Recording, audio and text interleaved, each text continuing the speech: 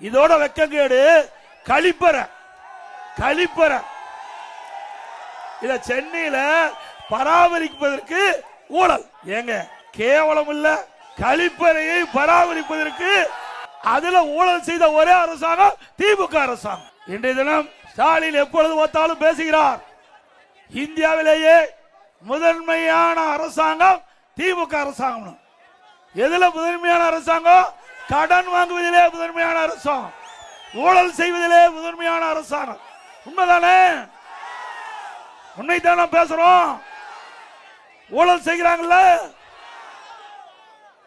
5 லட்சம் கோடி 5 வருஷத்துல கடன் வாங்கியிருக்கார். 5 வருஷத்துல.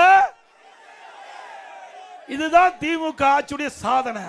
திரு ஸ்டாலினுடைய சாதனை 5 லட்சம் கோடி வாங்கினது. சிந்திச்சு பாருங்க.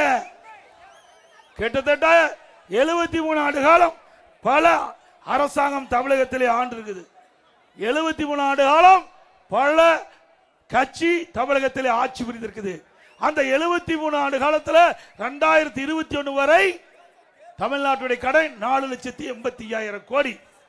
2021 இருந்து 2026 வரை திராவிட முன்னேற்ற கழக ஆட்சியில 5 லட்சம் கோடி கடன்.